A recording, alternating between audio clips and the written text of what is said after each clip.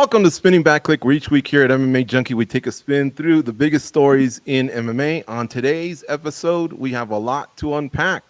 Leon Edwards had some big fight news a few days ago.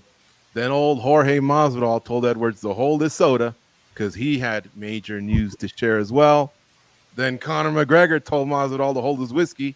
No, wait, it was a glass of wine because he had, come closer, major news to share as well. Hello, everybody. Gorgeous George here on the con, and look at the distinguished panel we have for you today. We got Goes from MMA Junkie Radio. He's in Las Vegas. The MMA media titan, Mike Bond, joins us from Toronto, and Danny Segura down in Miami, ready to bring it as he always does. Cold coffee's on the ones and twos, finger on the B-roll trigger. But before we get started, if you would kindly tap that like button, let's just say I wouldn't be mad at you. That'll jolt the algorithm or something like that. Let's get going. All right, panel. It's a new year, and we're off to a great start. Lots of big news to discuss. Big business, all right? Conor McGregor made an announcement regarding his next fight. McGregor took to social media to update us on his return, and according to the Notorious, he will fight Michael Chandler on June 29th, 2024 during International Fight Week at 185 pounds, according to him. Let's unpack, because there's a lot of obstacles, guys, that I see. The fight's still a full 6 months away, and it'll take place in two weight classes above where both guys last wore gold. McGregor's just finishing his third month in the USADA, now the DFSI, anti-doping testing pool, and then toss in the serious injury, of course, that McGregor suffered that has kept him back. I guess it'll be 3 years by the time he fights. Toss in the plethora of other possible opponents that McGregor and Chandler have. Toss in the history of Conor McGregor and his brushes with the law. Is this fight happening? Are you buying or selling? Danny Segura, take it away. I'm buying. I do think he's going to fight a couple more times. And I do think it's going to be against Michael Chandler. And I do think it's probably going to be around the summer, certainly after UFC 300, but I don't think it's going to extend to the fall. He does seem pretty needy, not in terms of money or anything, but just needy in terms of just wanting to fight again. Like, this dude is a fighter. He might not be at the level that he once was, or so I believe. He's shown us, especially in his Poirier fights and his most recent ones, but he's still a damn good fighter. He's still a guy that can get some knockouts. He's still a guy that has the skills to get some important wins. And that includes Michael Chandler. I do think that that's a winnable fight for him. And I do think that's the opponent that makes sense. As you can see there on the B-roll, they were opposing coaches of the Ultimate Fighter. At this point, there's been so much beef built between them that they could lend itself for a nice buildup. So I do think this fight's going to happen. The problem here is 185 pounds. That to me makes absolutely no sense. And the way Conor said it, which was by saying, "Come closer," sipping on the wine, and then, making that evil rich guy laugh. Yeah, I mean, it just seems like he's trolling at that point. So I do think it's going to be Chandler. I do think it's probably going to be June 29th or around that date. But 185 is just silly. I've stood next to Chandler. He's just about my height. Same thing with McGregor. He's not much taller. And I've also stood next to a guy like Alex Pereira and Israel Adesanya. Like, those guys have no business at 185 pounds. Plus, what would a result for either guy mean at 185? Nothing. Neither of these guys are going to make a run for the belt at that weight class. It's just silly. At 170, it's silly, but it's kind of feasible. 155 is where it's at. This fight needs to go down at 155 pounds. It means something there. I mean, Chandler is a top 5 guy in that weight class. So I would assume that McGregor would have all the interest in the world to drop down to 155 where he can get a meaningful win. The more you go up in weight and fight Chandler, the less a victory would mean. So 155 is where it's at. 185 is just stupid, to be honest. Well put, Danny Segura. And my bad, I dropped the ball. Kenny did an excellent job playing the B-roll there. But why don't we actually play the B-roll so you guys can hear it? Because remember, I was a little questionable saying 185 pounds. There's nothing official from the UFC, but it came straight from McGregor. So let's play that for you guys. Ladies and gentlemen, a happy new year to you all. I'd like to announce the return date for myself, the notorious Conor McGregor, for the greatest comeback of all time will take place in Las Vegas for International Fight Week on June the 29th. Come a little closer. And the opponent, Michael Chandler. And the weight, Mr. Chandler, 185 pounds.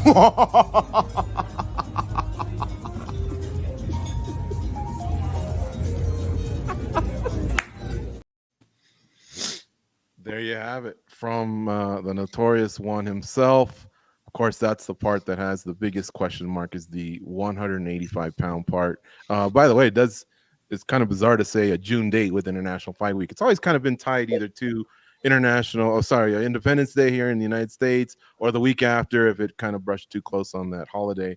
But anyway, Mike Bond, let's hear your thoughts on this.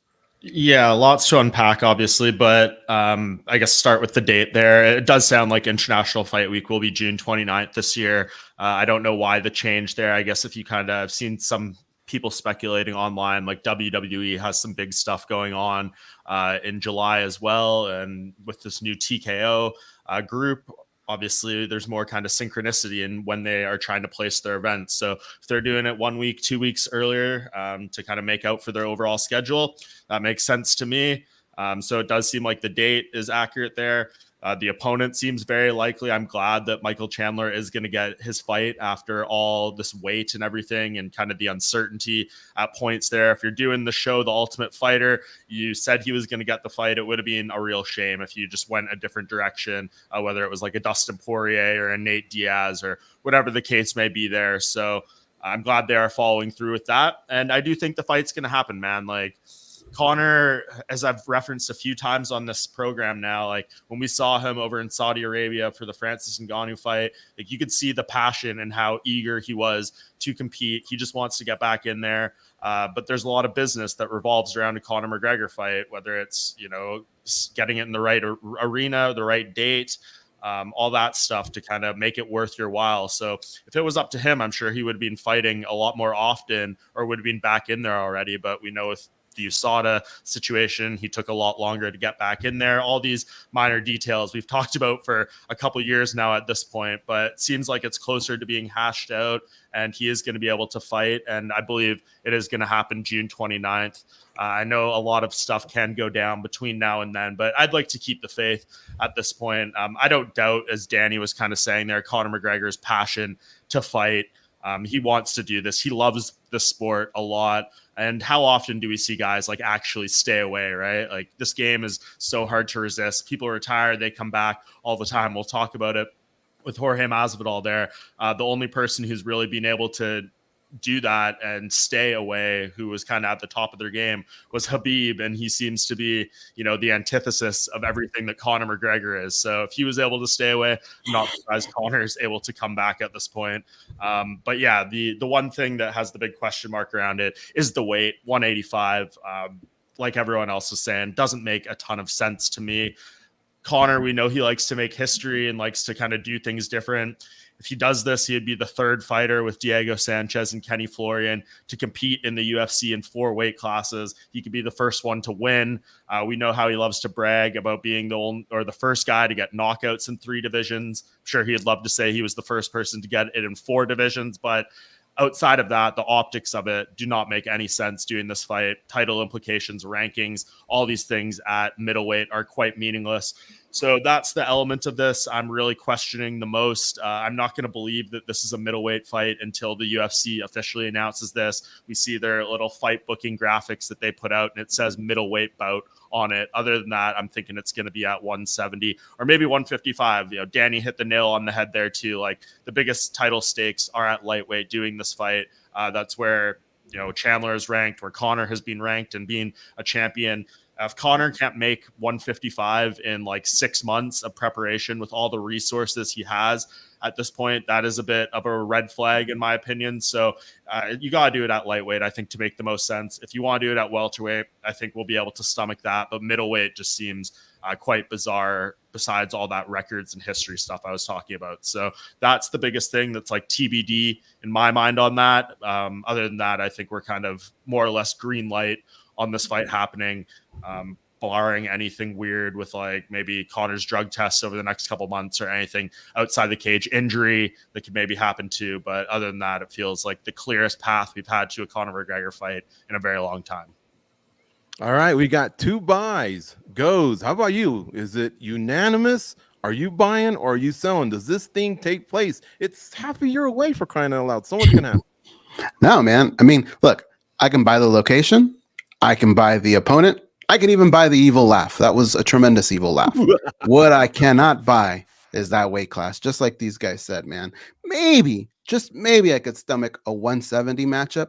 But even then, man, like 155 tells the story, right? We want to know what's past this fight for Conor McGregor, because we know he's all about titles. He wants to get there. And he's always, like him or not, he's going to have a shorter path to that title. And if he can beat a guy like Michael Chandler at 155, well, that helps him out a lot. You know, I want to see Conor McGregor back. I want to see him in the UFC. I feel like the UFC is a lot stronger when he's around. We're talking about him every week on this show. I think it's a good thing. And Michael Chandler is a deserving opponent. It's got to be him. It's a massive payday for both guys. But the more and more I think about it, and George, you stressed this too, like how long it is. I used to be one of those guys that I was saying, Michael Chandler, wait it out, wait it out. It's such a big payday.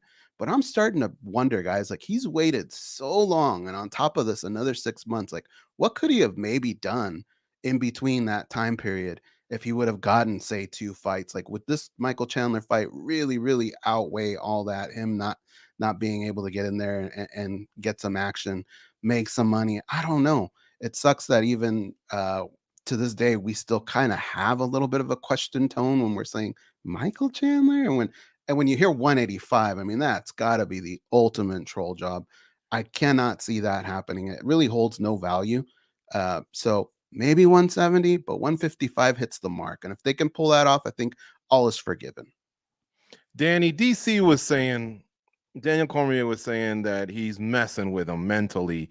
Chandler's not playing his cards right. Remember when he said, you'll do what you're told? And so maybe is all this just kind of a big facade? Do you think it'll settle in at 170? And would 70 appeal to you? Because look, when they get on the dais, they're always asked, hey, man, what are your goals? You know, what are you going to do aside from this? And they always say, I want to wear gold. Winning at 185 and 170 doesn't get them closer to gold. Their history is at 155. And super popular guys that bring in money, especially McGregor, I could see him cutting a line at 155. At 170, not so sure. What are your thoughts, man? Yeah, like you said, 185 is just silly. I think at that point it's just McGregor being McGregor in the sense that I'm gonna do whatever I want and I can take on anybody. Remember when I think was he fighting at 45 when he had that little interaction face off with Woodley? I don't remember if that was a 155 or 45 fight, but anyways, that's just his bravado of saying I'm gonna do whatever I want. You're gonna fight wherever I want. And like Mike Bong said, like it just kind of putting it out there like, yo, I'm a historic fighter. If I want to do this, I can do this. But it's just dumb. Like 185 is just very, very stupid. 170 is also stupid. Let's be honest. Can we give McGregor or Chandler, even if they look phenomenal, if either wins, can we give them a chance against the Shafkat? Can we give them a chance against the Leon Edwards? Those guys are huge. There's a big, big weight difference between them. Remember, McGregor, yes, he did fight at 170, but it was against the Nate Diaz, who made his career really at 155, and also not a guy that had a lot to do at 170. Yeah, it's just dumb, man. It's just silly. So we'll see what happens. Again, I would hate for it to be at 185. The more we move away from 155, the less meaning that fight takes. So I think it's got to go down at 155. And I think McGregor, if he wants the shot at the title, like 155, that's where it's at, man. Let's be serious though. Like if he wins this fight, they do it at middleweight, let's just say, and there is a way for him to get a title shot at lightweight against Islam or whoever it may be, and the timing works out and he can make that weight, like they'll do it. Conor McGregor plays by his own rules. So I could see him winning a fight at 185 and still getting a title shot at 155 if that's ultimately how it was to pan out and what made sense. But yeah, to like kind of completely rule it out, I don't think is possible. It is dumb. I think we all agree on that. But when it comes to Conor, like I think he plays by his own rules here, and I could easily see that still happening. Goes, I guess, last one to you. The Nate Diaz effect. Can that in any way? I mean, I think that's the only thing that can maybe ruin this. But do you think this thing is just? I mean, could this even just be a piece on the chessboard that McGregor's played? We've yet to hear from the UFC, but what do you think, man? Is that what probably could trip this fight up the most in 6 months? Is just the Nate Diaz effect? I mean, it could. It doesn't feel like it's going in that direction. If it were, I think it would have happened by now. The longer and longer we wait for that fight, it loses a little bit of appeal. But if that's kind of like what he wants, just big matchups, if he's just not going to chase the title, he could realistically land a couple fights outside of the belt that are interesting. And maybe that's just the way he goes out. Who knows? He'll make a ton of money no matter what. Mm-hmm. All right. You can participate in the show, by the way. Those of you listening on Facebook and YouTube, you can leave a comment or a question. The better the comment or the question, the more likely it is to get on the show. Dustin Shepard says, no one likes Conor. And that's it. He lost a lot of fans. He is trash. So he ain't digging them at all. Billy 247. Happy New Year, gents. Happy New Year to Billy. A long time Junkie Radio listener. Also once fought as an amateur. So respect. Fight World Live. He's got a zinger. He's not too fired up about watching four people who have never fought talk about fighting, yet he's here. Damiano Puglia. He says hello and gives us a fist bump. One back to you, Damiano. And Roberto Madrigal Jr. says only fight Conor will be fighting with is sobriety.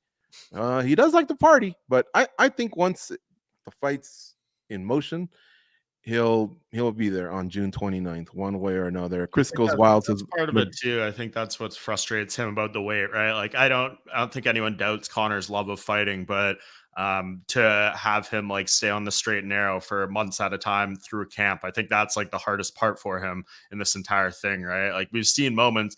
That was his whole thing about wanting to do the Ultimate Fighter, right? He said, I want to immerse myself like back in the game. I want to be around young, hungry people. And it seemed like he was in such a good spot. And by the time he fights, it's going to be over a year since they filmed that show. So that's pretty crazy too.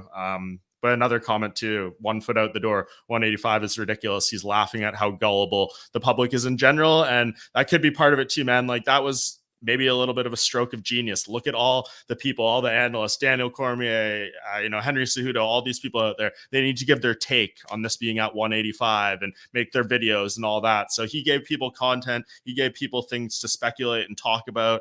If it doesn't happen at 185 and just is at 170 or lightweight, like this was still a win for him because it got more people talking about this fight and his little video and announcement. So he still knows how to pull the strings of, I guess, the combat sports community with things like this.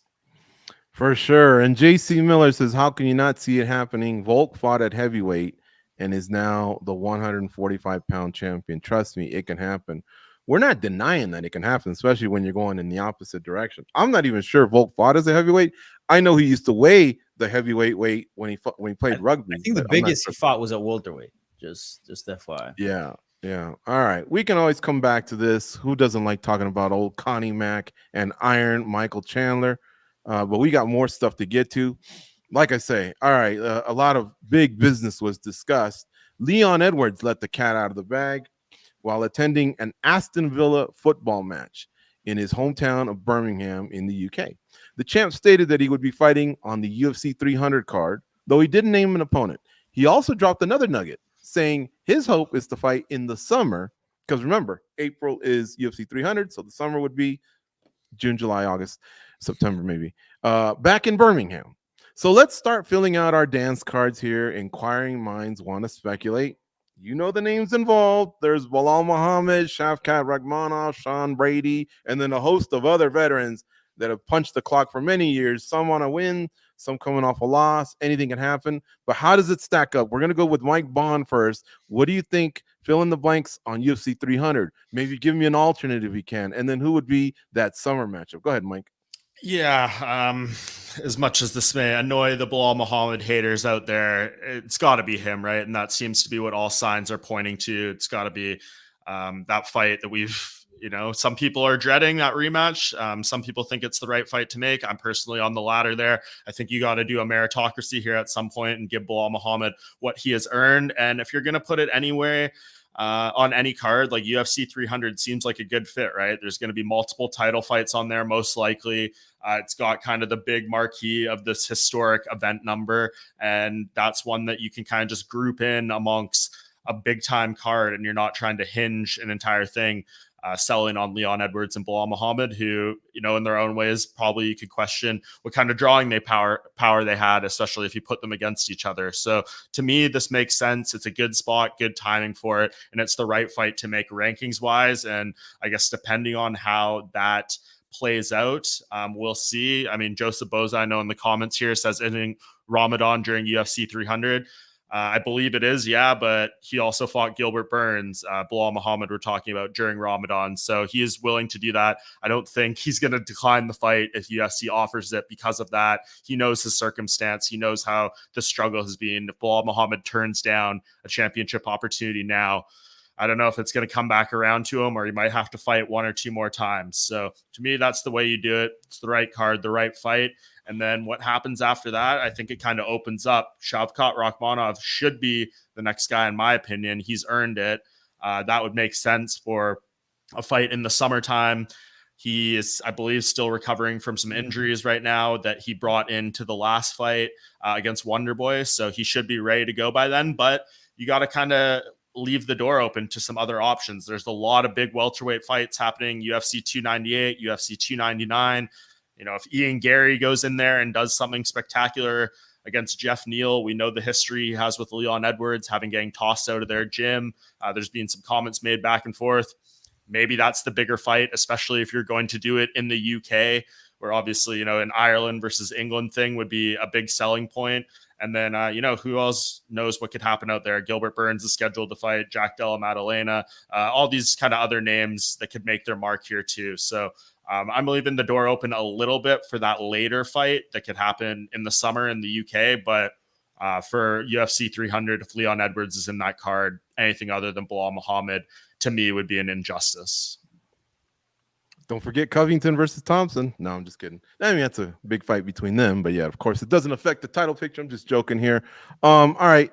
So I need some blanks filled in. Goes Edwards versus who at 300? Who's the alternate? Who does he fight in the summer? That's what's crazy, man. Look, there are no wild cards here. It's got to be Bilal Muhammad. I mean, I think the one knock that maybe the UFC always puts is that the drawing power, right, of Bilal Muhammad. But on a UFC 300 card, that doesn't really matter as much. It's so stacked. We're all going to order it no matter what. So it's just perfect timing, man. Just put the guy in there. He absolutely deserves the shot. Give Bilal Muhammad that shot at 300. And if Leon wins that, then yeah, it should be Shavkat next after that. And if he can even get past Shavkat, well, now I think we're really talking a little different about Leon Edwards at that point, because if you go through that hit list of what he's been through, that's going to be pretty damn amazing. And I think he can really, really make waves in history if he just continues. Stay away from those rematches. Just keep piling them on, because that division is just going to keep refunneling itself. Like Mike said, you know, guys like Ian Gary coming up. He's always going to have somebody to fight. I would stick fresh matchups, but if he can burn through some of these people, we're going to be talking a lot about Leon Edwards and his accomplishments. I don't know that we'll ever really say GSP category, but you know, having 2 wins over Usman, definitely he'll catch him. And but at UFC 300, dude, it has to be Bilal Muhammad. As far as somebody weighing in, there's just so many guys that are tied up that it doesn't really make sense for anyone to maybe put themselves in that spot. But you never know. That's maybe where the wild card could come in. Yeah, and those matchups that Mike mentioned that are going to take place in January or February, I think it'd be wise for one of them, especially like an Ian Gary, undefeated, setting something up in the summer, UK versus Ireland. That's maybe where you can kind of slice in there. And it all depends on Shavkat's availability, also nursing an injury, also undefeated, all finishes, by the way. Crazy stuff. One last blank I'll fill in here. I looked it up. March 10th through April 8th is Ramadan in 2024.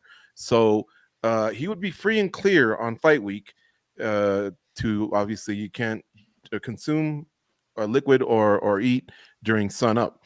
But I've seen other athletes in other sports do it. You just have to kind of, I guess, alternate your your diet, I guess, while all that's happening. But I don't see Bilal Muhammad turning it down. I agree with Mike there. Danny, how about you, man? How do you see this thing playing out in the very, very exciting welterweight division? Don't forget about the addition of MVP. He's got Kevin Holland in there at some point. Yeah, I mean, I don't know how much more I can add to this than what Goes and Mike already said, but yeah, it's got to be Bilal Muhammad. If it's not, it's criminal. I know that Shafkat also deserves a shot there, but because he's done a lot, but you can't compare it with what Bilal has done. So Bilal next for the shot or next for the title, or we riot. Put it that way. In terms of who could be a backup, well, in Miami at UFC 299, we're going to get a bunch of welterweight fights. As you mentioned, MVP Kevin Holland, Burns versus Jack Della Maddalena. Then missing one, Ian Gary and Jeff Neal. I'm assuming one of those is going to get maybe a quick victory and will be relatively unscathed. So, weight's already low. You just have to stay in shape. I don't know. Maybe they can serve as a backup for 300. But yeah, Leon Edwards versus Bilal at 300. That sounds good to me. At this point, I just want the division to move forward. I am sick of kind of the old names that hung around for the top a bit too long, right? We got 2 fights back-to-back against Usman. We got that fight with Colby Covington that shouldn't have happened. Not only do we see that as a from a standpoint of merit, but we also see it as how the action in the fight itself played out. Clearly, if we're trying to put the best versus the best, Covington was far from the best at 170 at this point. Maybe not super far, but certainly there's several names that you would put above him. So yeah, I just want the division to move forward, and that means Bilal Muhammad. Yep, I basically agree with you guys on all that. I'm just thinking of all the crazy scenarios that are out there. I'm looking at the chat. I don't even think I'll entertain Masvidal. I mean, we'll get to Masvidal in just a second, but they did say Masvidal versus Edwards in Birmingham. That would be nuts. I won't disagree with that. He could win a fight, I mean, but he's even said himself, right, in all those post-retirement interviews, he just doesn't have it anymore when it comes to hanging with these top guys. And yeah, we'll get to Masvidal in a bit, but I think maybe the question we're ignoring here in this hypothetical is, what if Bilal Muhammad wins at UFC 300 and they do that fight? How does that change? Does Leon Edwards deserve an immediate rematch given what he's done, or do they go to Shavkat Rakhmonov? Do they do a rematch in Birmingham with Leon as the challenger if they are planning on doing that event and that's already penciled in? That's something I kind of wonder as well. Well, he's only got 2 title defenses. Yeah, he's only got 2 title defenses. You got to go Shavkat. And at that point, and this might sound kind of crazy. Go ahead, Danny. This might sound kind of crazy, but at that point, I could maybe, as a non-champion, I could maybe stomach a fight night main event Leon Edwards Masvidal back 100%. Where it all began. That would be a great way to rebuild yourself if you were Leon, for sure. But yeah, I'm curious what direction they would go after that if Bilal does win. Deserving is a strange word when it comes to the UFC. You look at a guy like Aljamain Sterling. Did he deserve a rematch? He didn't get it. So I don't know if they do it for Leon Edwards, but it is interesting. Yeah, because Leon, I think, had he fought better against Colby, then maybe he'd have a little bit more momentum, but he needs some title defenses. And I think maybe after that, maybe he can actually start calling shots. It seems like once you get to that 4th, 5th title defense, the UFC is like, hey, partner, what do you want to do? What are we going to do? But until you get there, it's like, you'll do what you're told. One other matchup, let's just give him a little bit of praise. I'm not penciling him in anywhere, but there is a rumor, guys, of I think Luque and Sean Brady in Atlantic City, which is sandwiched in the spring somewhere. Is that official anyway, guys? Any of you know? No, I think that was just one Luque called out after he basically lost the Ian Gary fight, and they rebooked him against Jeff Neal. And he just, I think, looked at the rankings and saw it was available. Sean Brady is close to home in terms of being in Atlantic City fight, so it makes sense for sure given who's available. But no, nothing's being booked or announced at this point. Okay. All right. Let's continue. Remember what I said above. We got some big business to talk about this week. Arguably the number 2 pay-per-view seller towards the end of his career in the UFC was Jorge Masvidal. He also dropped a bomb on us yesterday. Heck, we had to reshuffle this script here that I'm going off. He's unretired, according to his post on X, formerly Twitter. That's it. That's all he X'd or tweeted or whatever. Unretired. Okay. So what are you all thinking? We turn to Goes for the first guess. What do you think, Goes? Where's this guy headed? What's he going to do? Well, this is great news. I think this is going to be fun. Jorge Masvidal is a guy that does absolutely move the needles. Like if you look at the pay-per-view numbers or you look at how many people tune in, the guy is just magic. So I think going forward, it's got to be all about fun fights. Though, he said himself, he's just that upper echelon. He's probably not going to hang there. So you got to make things that are fun. We have to figure out what the UFC's strategy would be if that's where it is that he's going to fight. How are you going to use him? Are you going to use him to build up younger fighters? I don't think that's a good idea. And the only thing I could maybe think of is maybe if you're doing it to a guy like Ian Gary, where you could create some kind of heat or something like that. I could see that, but I don't think feeding him to younger fighters works. I don't think getting a guy like a Matt Brown or someone like that, that's just not Masvidal. That's not what we tune in for. I think it's got to be something maybe along the lines of the rematch with Nate Diaz, those types of names that generate a lot of money. But you know what? Honestly, had it not been for what happened with Michael Chandler on Tough and Conor McGregor, I think Conor McGregor's always been a name that we've all kind of wondered, what would it be like if those two fought? If I am Jorge Masvidal, that is the name that I continuously try and attach myself to.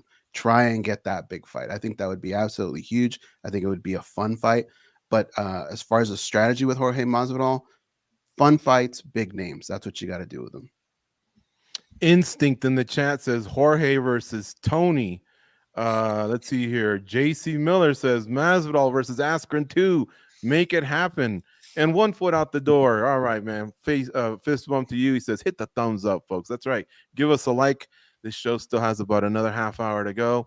All right, Ghost. I like that you set the table. Next up is Danny. What are your thoughts, man? Where's Game Bread headed? Honestly, I don't mind seeing him back. Most people that unretire, I'm always like, not always, but 90% of the time, I'm like, oh my God, why? In this case with Masvidal, against Burns, he looked pretty good. And again, that was a Burns that was at a really, really good moment. That's a Burns that's easily a top 5 contender. And he looked all right. Is he the fighter that he once was? No, I do think we've seen better days from Jorge Masvidal. I do think that he is at a decline, but not steep enough to the point where, he is a Bigfoot Silva where we're begging him to retire, or a Tony Ferguson. I do believe that Masvidal right now, probably top 15 fighter still at welterweight, top 10. I don't know, but top 15, maybe, certainly top 20 at the very least. So I think there are some good fights for him still out there. We see right now some highlights, or we were watching some highlights of the Nate Diaz fight. I think a rematch would make sense. I think a fight with McGregor still, I can't believe that's a fight that for whatever reason it didn't materialize and didn't build enough steam. I think that's a perfect fight for both guys. No wrestling, just striking, about the same size. Obviously McGregor is the A side, but probably Masvidal is the strongest B side you can get nowadays in the UFC, bigger than even Chandler if you're talking about pay-per-view buys. So throw in there Bobby Green. I think there are some good names for him. Heck, even Leon Edwards. I think right now Leon Edwards as champion, it doesn't make sense. But again, if he were to lose as a bounce back fight for Leon Edwards and as a big money fight for Masvidal, why not? And Masvidal beats Leon Edwards, who was just the former champ. I don't know. Maybe he can get himself back in the title contention. Who knows? But there are plenty of fights out there for Masvidal, and he's a businessman, so he knows that. A lot of fighters just talk a lot of smack about I'm retiring and teasing this and that. I actually hope this one sticks. I would like to see Masvidal back. When he's fighting, the sport's a bit more exciting. And again, as he said, there's plenty of fights for him at 170 pounds, and he's still a quality fighter. 1 foot out the door says Masvidal versus Felder at 170. We know Felder's teased a comeback fight in the past. Others are just telling him, stay retired, man. Joey's saying you're old, you're tired, stay retired, George. Mike Bond, how about you, man? What you got for us on this one?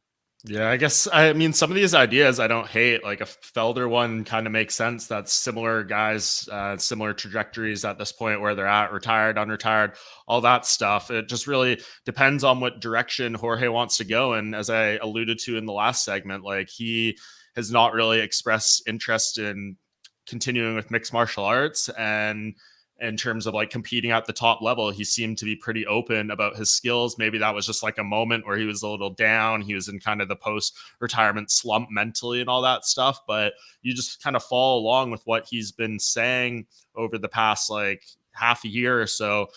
He said he wants to box and that like he's still under UFC contract, but maybe they would let him out or maybe give him some options. And I don't know how many people were paying attention last night because it came and went pretty quickly. But after he tweeted this out, we saw one Jake Paul respond to him and then delete the tweet shortly after saying, yeah, we know you're boxing Nate Diaz next. Let me know when Dana White lets you out of your contract and we can set something up. And there is, from everything I'm hearing, some truth to that. I don't know if it's going to be done, but it's definitely something that is being discussed. Jorge Masvidal and Nate Diaz in a boxing match for the first quarter of next year. Still a lot of hiccups, a lot of details that would need to be sorted out. If you're Masvidal, why would you not be all in on doing that? That would seems like all upside for you. You've already beat Nate. You get to compete again. You get to box, which you like to do. If that all works out, it's just a question of, is Nate Diaz as invested in doing something like that? When I kind of look at it from the, 1,000 feet above or whatever you want to call it, it doesn't really make as much sense for Nate Diaz to do this. Especially if it was maybe tied to the UFC somehow, but we'll see what plays out. But that to me, from kind of what I've been hearing, is something that is on the table or at least being discussed. So we'll see how it plays out going forward, but something to monitor for sure. And as kind of the timeline adds up here, that seems to make the most sense to me. I just don't really see Masvidal coming back and taking any old fight in the welterweight division. So I would keep my eye more so on that side of it going forward. Mike, where would they box? Did I miss it? If it were to happen, I mean, I know it's all. I mean, those are things that I think are still way down the line. Like, do you mean in terms of location or weight or because I guess, or what?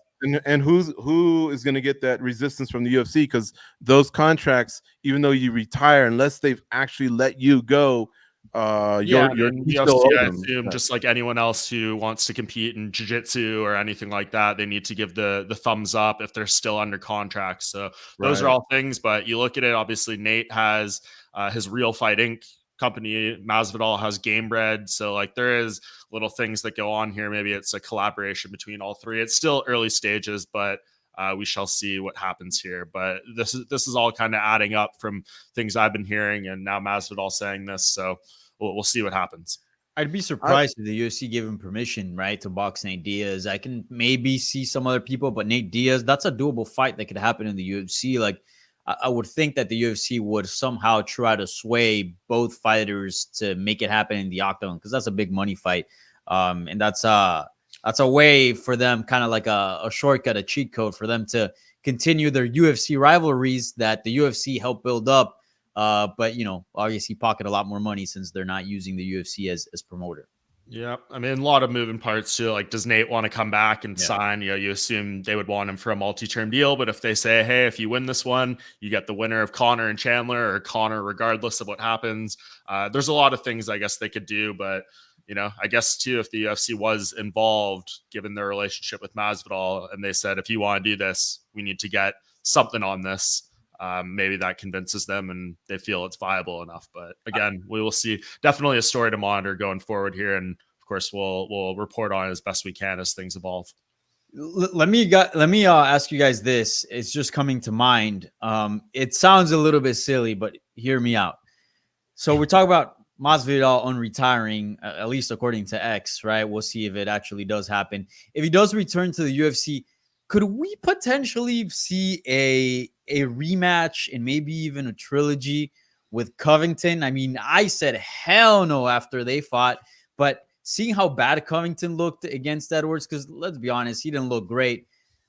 I used to not give Masvidal any chance at all, given how the first fight between the two went. But at this state, maybe Covington has had an even sharper decline. I don't know. Maybe that fight is a little bit more competitive in my eyes right now. Yeah, I mean, that would give, I guess, some leeway to maybe like see where Masvidal's at. But yeah, if you lose that one again, I don't know. Like, I'm sure Colby, knowing the type of guy he is, right? He probably just loves it. Makes him so happy that he has that over Masvidal at this point. He probably wants to sit on that win for the rest of his life, and he probably doesn't see much upside to beating him again once he already did. It'd be a trilogy. Technically, they're 1-on-1. Let's not forget what happened at Papi's Steakhouse. True. Very true.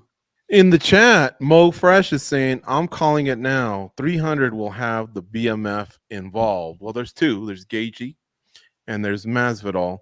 So I'm not sure. I mean, we're talking about Masvidal, and I think Gaethje is picking up some steam towards the Makhachev. I think Challenging that's that. where it's headed right now, but we'll see. Yeah. So yeah, I mean, that's what's cool about this is there's so many different directions in which to go. The last thing I'll say is this. Man, the UFC teased it a long time ago. Zuffa boxing, get in the game, UFC, if you're gonna do it, and that way you can have a part of this. I feel like if the UFC is involved, both Nate and his promotion, Masvidal and his promotion, the UFC Fight Pass, and the UFC Endeavor, TKO, whatever the F they're called at this point, they can all make more money. Dana says there's just stuff that he doesn't want to mess with, and then all of a sudden, he'll wear a T-shirt or say something. But I really feel like if I think when they get older, the last thing they want to do is wrestle and do jiu-jitsu. The body just doesn't hold up. But if they just can throw hands and make twice as much, 3 times as much, that's what they want at this point, in my opinion. The problem there is that if the UFC were to get into boxing has certain laws and rules that would obligate them to operate differently than what they do in mixed martial arts. And the whole point for these fighters to fight out their contract and go do boxing is so they can make bigger money. Sure, the UFC would absolutely make a fight between those two huge, given how good they are at promoting, but that's the whole point. You don't want a middleman so you can cut a check to them. You want to pocket as much money as possible. So I get it. It sounds good, like Zuffa boxing and all that, but at the same time, that's what they're trying to get away from. These fighters, I'm looking at it the more as just entertainment, like what we've been seeing, with Triller and the Jake Paul stuff and the YouTube stuff, not necessarily as like sanctioning bodies or whatever, but what do I know, man? That's where they would run into problems, is those top level fighters, like the arguments that we're having with Bilal Muhammad. We wouldn't be having them. The governing bodies would say you gotta fight for a title next, and I think that's what Danny means, is like the UFC just doesn't like to play that game where they're being told what needs to happen next. But I understand what you're saying, George. The money isn't necessarily at the top for them. It's more kind of like these mid-level cards that you could put together, these little rivalry fights that don't mean anything as far as belts, but people just want to see other people get smacked. Mm-hmm. That's true. All right, let's move on. So last week, when we talked about the biggest stories in MMA in 2023, we talked about the UFC and USADA steering away from each other in 2024.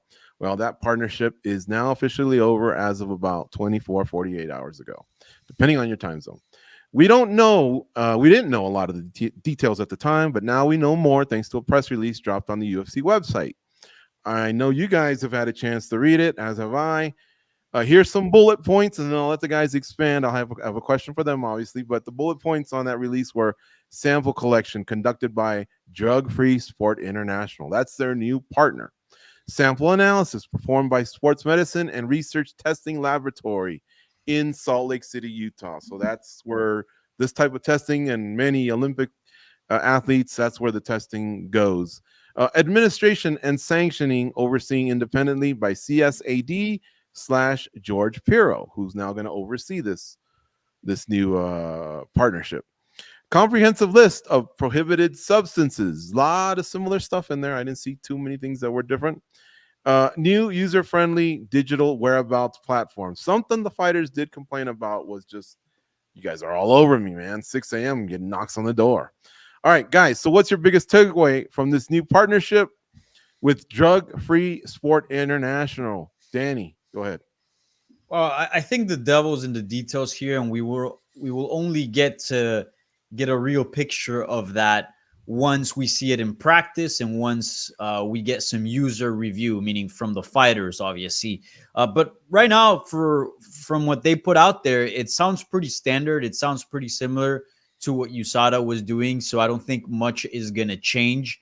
Again, we're going to have to see it in practice until we get a real scope and a real picture of what this program actually looks like and how different and what are some of the things that they're doing that are different to USADA. But I just wanted to highlight something that Jeff Nowitzki said in that press release. It was a very heavily worded statement. I don't know why press releases do these, but anyways, there was a part that caught my attention that says, the anti-doping policy is a living and breathing document that will continue to adapt when clear science supports changes that can further protect UFC athletes who compete in the UFC. And that's I think that's something that like stands out. Living and breathing document that evolves and adapts. That's something that USADA didn't do throughout their tenure as the anti-doping program for the UFC. They just kind of held the same things for a while, and they did change them once the science got real clear. But even their stance on some things like marijuana, they were like the last to change. We saw commissions were first changing, I believe, before USADA, and in terms of like marijuana use. And yeah, that's a key thing right there. I do think that, you know, science changes, the needs of the athletes changes, best practices, we constantly changing and figuring out what is the best. And that's something that I'm hoping that Drug Free International does, that they're a little bit more flexible in terms of how they're doing things. I thought USADA was too rigid, so it was nice that that was emphasized in the release. Yeah, I remember when they would blast the fighters' news first and then deal with it. And then, Yeah. of course, they changed that along the way where they would deal with the fighter. And then if the fighter said it, then they'd come out with it. Otherwise, they'd kind of keep it under wraps. Like, kind of like that, but who knows? All right, Mike Bond, you're up next. What did you kind of take away from this that either you liked or maybe didn't like, or one of each? Yeah, I think it's still so early. I mean, we saw some of the details there, but until stuff really goes into practice, it's going to be, I guess, trial and error when it comes to that stuff. From what I've heard, kind of talking to some people, like their operation of thought from like the fighter manager perspective is this is largely the same as USADA. There is a few tweaks here and there, but like as far as the fighter's daily routine and keeping yourself available, open to tests, filling out your whereabouts, all that stuff, like it's not going to change a whole lot. Maybe there'll be a few details here and there. If you pop for a tainted supplement or, you know, intentional use or something, the process on the back end might be a little bit different than what we've seen previously. But I'd like to at least trust, you know, what we heard from Hunter Campbell and Jeff Nowitzki at that initial press conference where they were kind of putting USADA on blast and everything and talking through their mindset. It does seem they want to keep up with like the, you know, technology and, you know, sensitivity testing with all these things and put it in a more modern mentality and how to approach this stuff. So you would like to think that they're going to execute that. Just the biggest questions they're going to come in on the back end are going to be like, what happens if a big pay-per-view headliner or something pops during a fight week? How are they going to handle that when they don't necessarily have to outsource the obligation of punishment and things like that, and can maybe handle things their own way? I'm not trying to accuse them of, you know, dirty practices or anything, but just when you don't have that same type of transparency, these are the things people are going to wonder about. So I don't know if you'll ever be able to completely silence that type of stuff. Maybe if the situation does come about, whatever point in time, and we see them handle it in a way that people think is, you know, up to snuff on all that stuff, then let's go. That's all great to hear. So I guess we kind of just wait and see how things play out. One thing that I did kind of notice in reading the copy that was interesting was them basically saying, like, if they, you know, have a fighter test positive or lay down a sanction, they basically want the commissions or any government bodies to like adhere and accept to what they're saying is kind of the final and last say in terms of like a punishment or a certain substance and how it's like treated in terms of testing and things like that, even if commissions do it differently. So that's going to be interesting to come to find out if someone pops in, you know, whatever region and the commission wants to handle it differently than what their policy says. And maybe it goes to some sort of like, you know, court situation or whatever the case may be. That's where things are going to get a little bit fuzzy, in my opinion, because it is largely in-house at this point. So we shall see what happens going forward. But, you know, we're, like you said, 24 to 48 hours into this thing. We need to give it some time to breathe. I'd be curious to revisit this topic come, you know, June or next December. Yeah, by then we'll definitely get more feedback from the fighters. All right, how about you guys? What are your thoughts on the press release and what you read? Yeah, I think what Mike said, he really hit the nail on the head in regards to what happens in that situation where we have a main eventer or someone. That's where it has a little bit of that gray area that I don't like, because I feel like in these situations, it's got to be black and white. Like, fighters need to know what they're in for, what's going to happen, and it has to be the same across the board. That's where I think George Piro comes in, and the way he handles the punishments. I think that's another thing that kind of stood out was, this is kind of done not all under the same umbrella. So one agency, they're the ones that handle the sampling, collecting the sampling. Another one tests, but Piro's the one that's going to be handling those punishments. And I'm kind of curious to hear more from him. I know he's going to be made available relatively soon, but like the guy said, this kind of have to play out a little bit, and we have to kind of see what his personality is going to be like, how he is going to handle this case to case, a little bit more clarification. The one thing that did kind of surprise me was this was such a big deal as far as how angry fighters were from time to time in regards to the getting the treatment, getting woken up early, interrupted during weight cuts, that sort of thing. I thought more of them would speak out on what's actually just happened. Now that we have a little bit of info to read, we haven't really heard too much from them. The few that I reached out to didn't even know that information had come out. So I wish there was a little bit more talk in that regards, but it's still kind of early. We still got to see this all play out. But the one thing that the wild card, the one person that I'm really interested in is George Piro and how he handles all of these situations going forward. All right, fair enough, guys. I think you're all right. We should just let it breathe and give it 3 to 6 months. The fighters will give us feedback, and then we'll see how this is all administered. But it is going to be very similar to the USADA era, in my opinion. All right, last topic here for today. We might have time for one more additional, but on paper, 5 topics, and we do this every week. And we'll be back to our normal start time next Monday, noon Eastern, 9 a.m. Pacific. We only moved it to Tuesday because of the holidays, Christmas and New Year's. But yeah, book it right now. Subscribe to the channel. Hit the alert. That way you know when we're on live. And of course, that like button. Sorry, I know I hit you up for that all the time, but it's important. It triggers the algorithm. All right, here we go. Have you guys seen some of these future fights suggested by fighters? They've been tossing them around for the last few months. There's so many, and there's been some really, really bad ones, some bad ideas, some statements that have been said, and some are worthy of a yellow card. Some are really bad, red card. You guys that follow football or soccer, like we call it in the United States, you know what I'm talking about. All right, you give me the fight booking and let's card these people. Mike, which one just got on your tits? It's got to be John Jones and Stipe Miocic, right? Like, this is a fight that I don't think anyone, I mean, you could even go red if you wanted to on that one, George, just because I feel like it makes less sense as every day passes, right? Like, we've talked about this ad nauseum, so I don't think I need to go in a whole tirade about this, but we know it doesn't make a ton of sense, especially you have Tom Aspinall back in play. I get the legacy fight angle of it. John Jones would love to have that matchup on his radar. Yada, yada, yada. But Stipe Miocic hasn't fought in years at this point, hasn't won in even longer than that.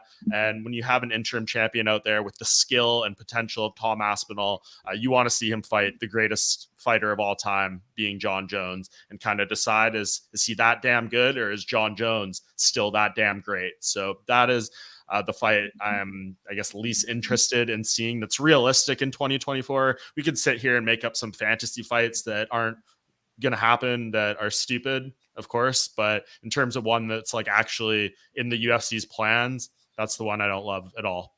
Yeah, I was down to see it when it was going to go down. I was bummed when it wasn't going to happen, but yeah, I'm over it, man. Let's reshuffle the deck. There's some fresh blood out there. Let's go. And poor Miocic, it seems like he almost had nothing to do with all this. It's kind of more from what the UFC wants.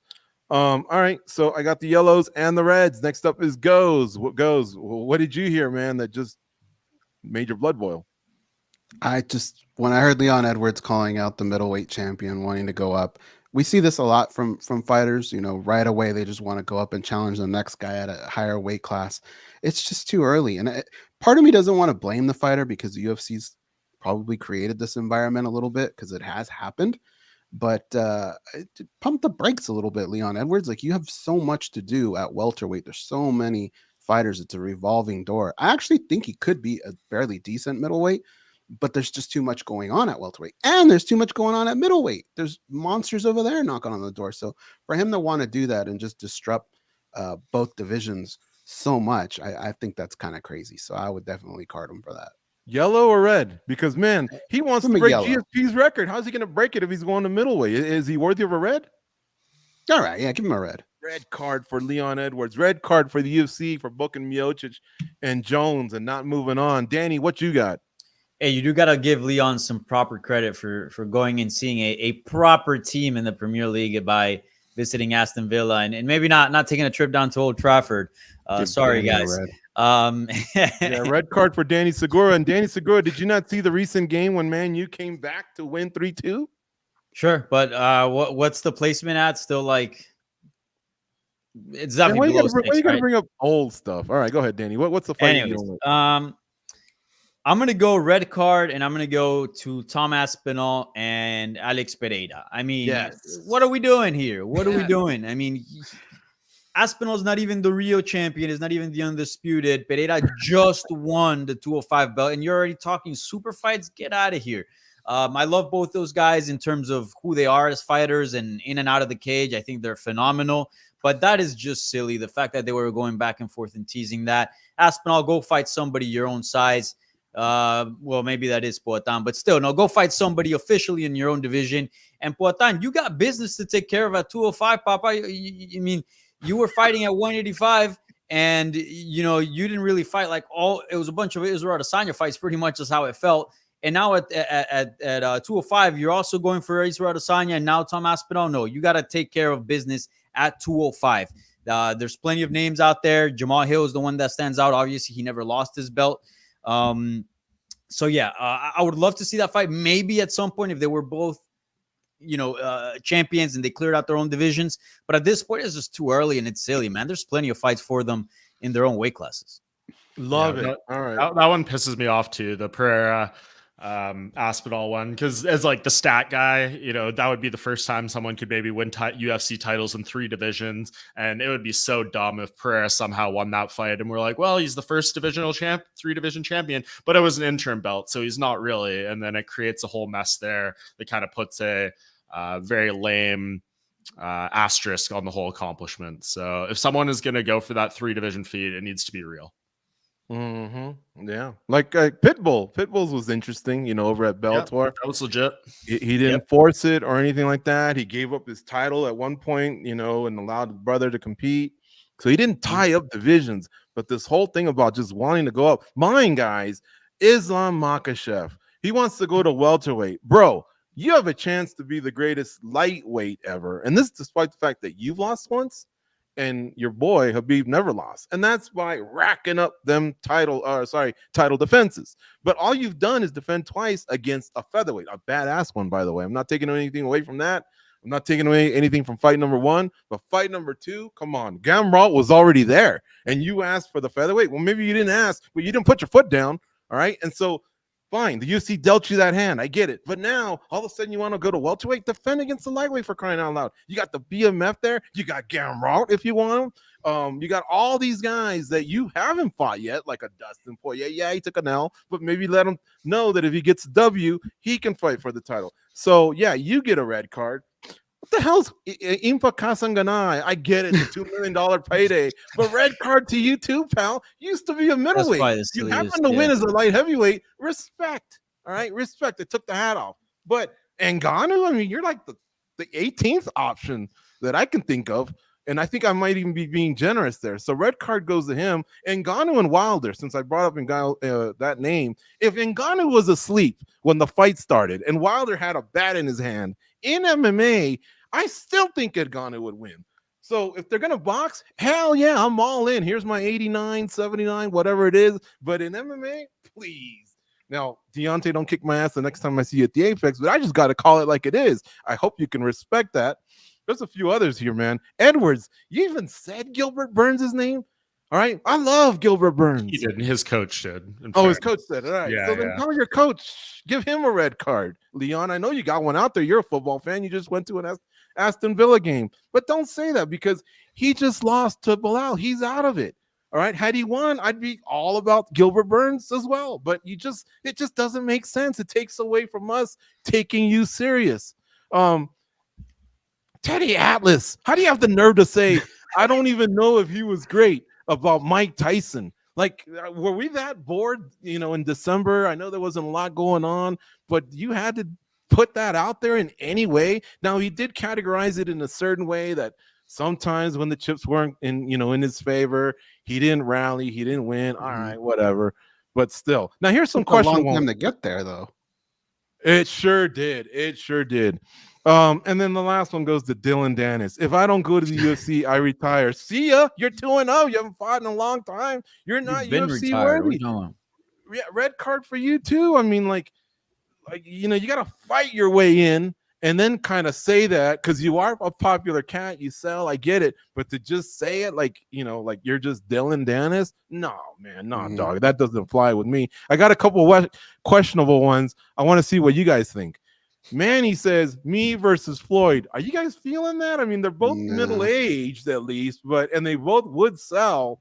I mean, what do you think? I'd rather watch that than Floyd versus John Gotti III again. Like, if you're gonna make me watch these farce Floyd Mayweather exhibition fights, like I'd take that over some of the other trash he's been serving up to us. Yeah, I wouldn't hate it. It doesn't mean anything. It's not for a belt. It's an exhibition. It's in Rising. Yeah, why not? Yeah. But I will say that, I mean, that announcement got nubs when it comes to like engagement or traffic or interest. So I hope Ryzen doesn't put itself out of business trying to pay those two guys for this thing, because I don't know how much it's even going to do for their stock and all that stuff. It did get plenty of pop in the arena, though. Throwing it back. I was dead asleep when that happened. Throwing it back a couple weeks, Covington did say Thompson. Did it kind of make sense? They're both older. Like because he was trying to manufacture something. I mean, that's at least reasonable. He just lost a title fight. He's trying to get back on track. It's a name who's at least in his division in a similar ranking. Like we might not want to see it, and we know he's cherry picking a favorable style matchup, but at least like that's within the realm of reasonable discourse. I have no problem with that fight. The only issue is the packaging of it. When good way Covington is out there saying like, "Oh, that's that's a top fight. That's a top fight, and we have beef." And it's like, there's no beef, my dude, and we know what you're clearly trying to do. You're just trying to get a bounce back fight. So don't say that fight makes way more sense and has way more value than a fight with Shavkat Rakhmonov. Like, that's just bullshit. But the fight itself is fine, but just the packaging of it, I hate. And the fact that Thompson was saying something, I don't even think Thompson's ever uttered a curse word, much less a negative thought towards someone. But last one, Izzy versus the winner of Strickland DDP. Izzy once got to 5 title defenses, but he just came off a loss where he didn't look good. Can he cut that line, guys? Because there is heat with both guys. Whoever wins, cut what line? Who's in line? That's come on, George. Like he's arguably the greatest middleweight ever. If you want to give it to Anderson, sure. But what, you don't want to see that DDP fight? No, I do. But I'm just saying, how many times does he get immediate rematches after immediate rematches? Well, he's letting DDP get his fight, which he was by far, but after defeating Whitaker, the most deserving contender. So you let him fight, okay, step away, but then step back in. There's no number 2 there. Or am I missing somebody? I think he needs to take one fight and then see what happens. I don't know, but I do love the heat that he has with both of them. All right, I got the approval from our future Emmy Award-winning producer, Ken Hathaway. We're going to go one more, but we're going to make it quick, guys, because we can't stay here all day. But that's what we do here at MMA Junkie. So always keep it locked on MMA Junkie. This channel is blowing up. Hit the subscribe button. That way you can have access to all the videos whenever you want. It comes to your feed. Hit the bell. It tells you when we're on live. Hit the like button because it helps us get this show to more people's eyeballs. So, guys, my last question here, again, quick. The MMA Junkie Awards, fair or foul towards us? We gave it to Sean Strickland and we gave it to Alexa Grasso. Those are the 2 big ones, male and female fighters of the years. Now, here's who else was in the running for the females. Larissa Pacheco. She won 4-0 and won the PFL title. Lupi Godinez, I think she won 4 times in 2023. Liz Carmouche, 2-0, 2 title defenses. And for the men, Pantoja, Makachev, and Leon Edwards, all champions, all had title defenses, but of course Sean Strickland won it. So we'll go back to goes fair or foul to ourselves. I have to go fair because I voted for both of them. I thought it was good, but when you do look at someone like a Lupi Godinez, someone like a Larissa Pacheco, there is something to be said for 4 wins. They're pretty quality. So I understand that argument. And if I didn't take Sean Strickland, I probably would have gone Leon Edwards. Goes, you're a soccer fan. You're an Man United fan. What would you rather have? 4 wins or a win and a draw? One was a draw. It wasn't even a win. She retained the title. She didn't defend the title. I thought it should have been Larissa Pacheco. Yeah, but who are you playing? Is this Champions League or like what is you're in it? the championship or you're in the Premier? You're playing some finals. But it's still 4-0 compared to a 1-0-1. And remember, Michael Bell, who we all said, "What are you thinking, bro?" Primarily really is responsible for this. Wins or some Champions League games. What are we talking about here? All right. How about you, Mike? What do you think, man? Fair or foul? Oh, you're on mute, Mike. Sorry, The guys. red card from Mike Bong. Yeah. Sorry, I was just muting myself while you guys talked about soccer, since that's not my wheelhouse there. But Can we double? yeah, I mean, for Alexa Grasso, I think it was fine. Like, I don't think there was really a very super clear head and above female fighter of the year. But when I've looked at the voting and decided on who I wanted, I thought her first win over Valentina Shevchenko was the biggest win of the year by anyone and the most meaningful. So that kind of just tipped the hat. The second fight, she probably should have lost if there wasn't for that 10-8. And so she looked awful early on. Gray area, but at the end of the day, she was 1-0-1, and her one win was bigger in terms of stakes, significance, all that stuff, style, more so. Like Larissa Pacheco did great. History, titles in 2 divisions, PFL.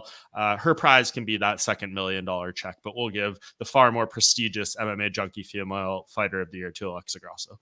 All right. And then Danny, I think you kind of weighed in. What about the male side? Anything? I mean, Leon Edwards 2-0, baby. Strickland did go 3-0, but he just won the title. Leon Edwards was defending the title.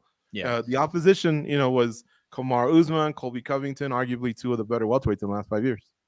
I say fair because I did vote for both of them. I think Alexa won. There wasn't many ladies that that really stuck out, as Mike said. But still, like, just the fact that going into 2023, you're gonna tell me, let's rewind, right? Entering 2023, you're telling me that Alexa Grasso is gonna fight Valentina Shevchenko twice, and she's not gonna lose one of those bouts. Like that to me is pretty remarkable. We're talking about one of the greatest of all times, never lost at 125 pounds. So I think Alexa took that easily. Plus, you see the impact that she had, the last standing champion. The last standing champion from that Mexican wave that we got, Noche UFC, I do believe a lot of it was done because she was champion. Without her, I don't know if that event would have felt as special. And dude, we're talking about Valentina fighting her to a draw and dropping her. No other lady had done that. That is a win in itself. So 100% Alexa Grasso had a huge impact in female fighter of the year. I think that's not debatable. The male side, it is debatable. Not debatable, my man. You're calling me crazy. You're red carding. Lupi Godinez trains out of her same gym, and 4 wins, but one of her wins, it was only one out of those 4 wins was somebody ranked, which was Tabata Ricci. Sorry, that doesn't even come close to fighting Valentina Shevchenko over the course of 50 minutes and not taking an L along the way. Oh, sorry, not 50 minutes, but like 45 minutes, whatever the case may be. Only because Michael Bell wrote down a score that the rest of the planet did not. We disagree. But I don't mind disagreeing. We debate with decency. Yeah. But I love this, right? However, the only thing that I'm taken aback, and maybe because it's it's entertainment, right? Is when you guys say it's not even debatable. You guys are basically calling me a lunatic. It's debatable. You're a lunatic. If I lose the debate, I'm cool with it. Topic, you are a lunatic. No way. 4-0 is impressive. Those are like title defenses. What the PFL has to do. She has to lose weight each time, 4 times a year. All right, name me all of Pacheco's opponents. I dare you. Malcantina or whatever her name is. The girl from the Ukraine. The girl, hey man, I'm on holiday. Is the bullet. Okay, what's the girl from the Ukraine? The one that's got some really. There you go. You exactly. Aspen lad. Well, how tough was your assignment, Valentina Shevchenko? She only fought 1 time. She's the greatest. She had only prior to that. She had only lost to 1 person. Upset of the year, sub of the year. Gangster win of the year. I'll give that to Alexa Grasso with the second one. The first she didn't even look like the champion. She looked awful. One of the greatest upsets, if not the greatest, in 2023. She fought Shevchenko twice and didn't take an L. I agree with Danny. Nunes couldn't As I even said, finish. her Nunes, win- Amanda Nunes couldn't even finish a weight class above, meaning heavier. I know, but you guys are couldn't even finish celebrating it. You guys are celebrating it like the draw. She didn't lose, but the draw. I mean, you know what they say? It's like I kissing your thought sister. I thought Who wants to call their sister Grasso right now won and go, that. hey, you want to make out? That doesn't sound like fun. It's the win, guys. We go for the win. She got out of there by the skin of her teeth. Luckily, because one judge who's been admonished and should be made a bad call, man. I agree with the scoring of that third round. It shouldn't have been a 10-8, but the way I had it scored was for Grasso winning 3 out of the 5 rounds. And I know a lot of people did as well, including Matt Wells, a staff member here that at MMA Junkie. I don't think I'm crazy by saying that a lot of people saw Alexa Grasso winning. We're talking about the biggest moments. Alexa Grasso dropped Valentina Shevchenko. Shevchenko had a lot of control on Grasso, but she didn't drop her. Look, still, again, 1-1, a win and a draw. It's still an incredible feat against Valentina Shevchenko. And that's to put you as female fighter of the year. We'll leave it at that. We leave it at that because it is a democracy. We voted, and I respect all you guys. And if that's the way it went, that's the way it went. This was my last chance to just get some, get some action going over here. I can't believe you guys shut me down like that. I would like to go, though. I would like to go to VAR and take away Danny's red card for the Papa comment. That was hilarious. Because in the Latin community, when you get called Papa, you're either up here or down here. There's no middle ground. I love that comment. So VAR removal. Folks, thank you so much for tuning in. Next week, we'll be back to our normal start time, noon Eastern, 9 a.m. Pacific. We do this every week live, and all the Junkie colleagues are always rotating, and it's a great show. And again, on the way out, like, subscribe, hit the alert button, the little bell. And I hope you guys had a nice and happy New Year, safe Happy New Year as well. And thank you so much for all your support for the website for all these years. We're out of here. Go out and be a champion. We'll talk to you next week.